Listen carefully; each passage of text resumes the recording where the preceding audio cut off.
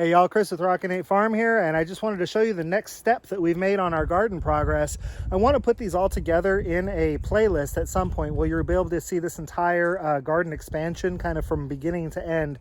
So you've seen us doing a lot of cleanup, you saw us getting some boxes in here, and today we made a trip over to our local compost facility, and we got this box filled up. Now, obviously, once you start filling these boxes up, especially because they have that little break in the middle of them, you know, they're 8-foot 2x4s, so there's that break in the middle of them. So they tend to kind of bow out a little bit in the middle, but it's okay. I mean, I'm not looking for perfection here, and there's still some really good looking boxes. So now this box is filled up with compost. These two are also filled up with compost. We just had to put the cardboard back on top of them because I don't have wood chips yet. So for this one, and this one, our next step is 3 to 4 inches of wood chips, put a tarp over them, staple the tarp down or nail the tarp down to the actual wood, and just let them sit until we're ready to plant in them. So once I get the wood chips on, I'll give them a good watering, and then I'll put tarps over them, and I'll nail the tarps down to the sides of the boxes here. So that way a bunch of weeds don't start growing in them. Any weeds that do start growing get choked out by having no light, and they start to decompose. That'll also help keep the beds a little bit warmer, so the worms will move in a little bit sooner, and we'll be in good shape. So 3 boxes ready to go for wood chips and tarps. We had a bunch of compost left. I don't want to say a bunch, that's actually not very much. It's like 3 or 4 wheelbarrows, so it's maybe enough to do another box this size, but definitely not enough to do another big box. So next step is we're going to put some air in the tires of the trailer, and then we're going to head to Home Depot to get 2x4s so that I can build at least 2 more boxes. Then we'll pull dirt from the farm or from the barn, and then we'll go get more compost, and we'll just repeat until we run out of time and it's time to plant. Our next big step, probably while I'm building the boxes, is going to be to run the fence here. So I've got my corner posts dug. Those are going to be big, thick cedar posts. I'll run T-posts in between the cedar posts. And then I think I told you all yesterday, for my garden fence, a lot of times I use reclaimed fence that I pull from other parts of the property. Now this is all bent up and twisted. It's okay. I mean, it kind of has a little bit of a rustic look, I guess. And then on top of the fact that it has a rustic look, as I told you yesterday, I'm not trying to keep, there's never going to be livestock over here. And if there is, it's going to be an electro netting. Like if I run pigs out on this pasture, they're going to be an electro netting. So the big pasture, which is way over yonder, let me see, yep, that's the big pasture way over yonder.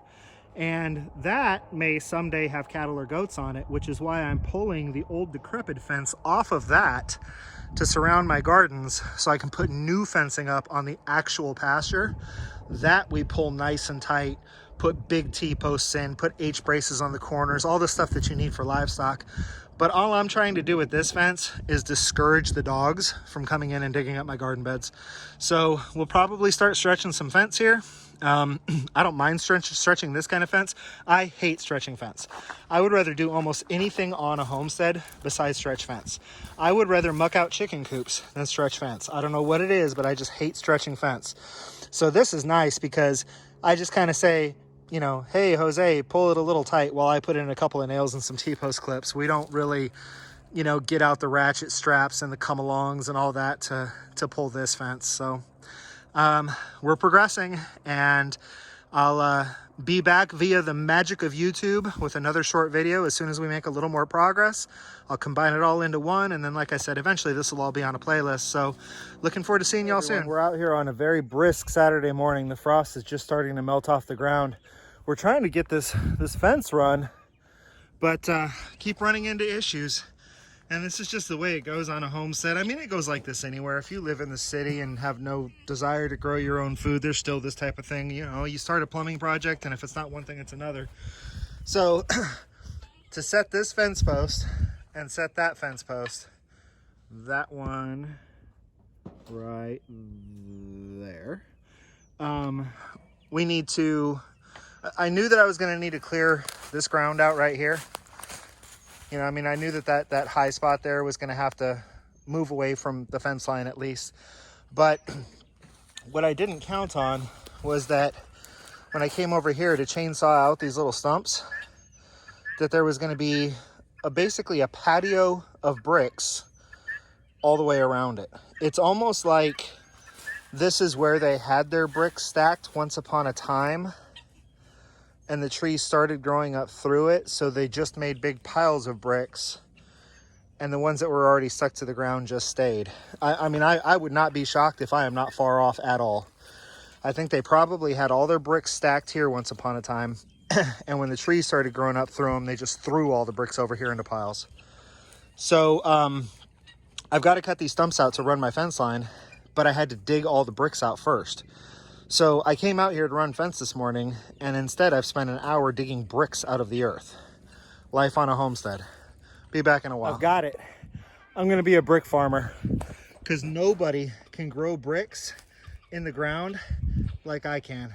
All right, y'all, we're calling it a day. I just wanted to show you what we got done today, and then I will throw this video up tonight as another piece of this garden expansion video series. So we got our 4 corner post set. It's just cedar posts that I cut off the property. We got, so there's going to be an angle from here.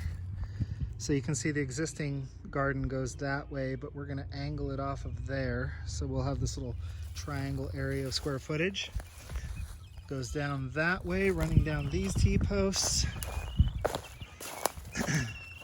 to another big corner post.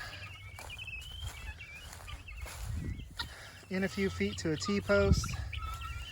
All I'm going to do for a gate is I'm going to cut a cattle panel in half and put it between, come on, we can see shadows, between those 2 T-posts. So what I'll actually do is I'll use, I have these reusable zip ties that are really heavy duty and sturdy. So I will zip tie one end of the cattle panel to there, zip tie one end of the cattle panel to there. It'll be cut down the middle. So those will kind of act like hinges to where I can open up 8 feet of gate, or I can open up both sides and have this 15-foot opening. Another corner post there. Down this run of T-posts to the last corner post on the end. So we did get all of our well, I'm sorry, not quite. I need to actually start removing this fence so I can claim these T-posts, because I have 1 T-post left and I need 3 for the back side of the garden here. So got 3 T-posts left to set. Other than that, we're ready to start hanging fence. And the big thing today, I explained, just a couple of minutes ago via the magic of YouTube, is that we had to do a ton of cleanup. So this big depression here was all bricks. There was bricks buried all through here. And here's the end result of all of this cleaning up for the garden area. Check this out, y'all. Look at all those bricks and tile. And I would say probably 60% of it was visible. The rest of it we actually had to unearth. So that was a huge cleanup project, but we're trying to do a little bit of everything. We're trying to make this a homestead that is starting to become self-sufficient and kind of creating some of its own income. But because we do have things like weddings coming up, and because we do want to have people on the property someday, we're also beautifying. And I'll tell you what, the beautification is 10 times more work than the getting ready for garden expansion or getting ready for pigs. To be honest with you, I am finding that stuff is way easier than making this property look pretty. But I don't think I've officially announced this yet. I guess now that it's a new year, I can. My eldest daughter is engaged to be married. She wants to be married here at the farm in March of 2021. So I've got a year and 3 months to get this place looking wedding beautiful. Wish me luck. I'm gonna call it a day. We're whooped. We're super tired, and we got a good chunk of work done in the 7 or so hours that we worked today. So we're gonna call it a day, And until I see everybody again, I just want everybody to be happy and live healthy. This has been Chris with Rockin' Farm.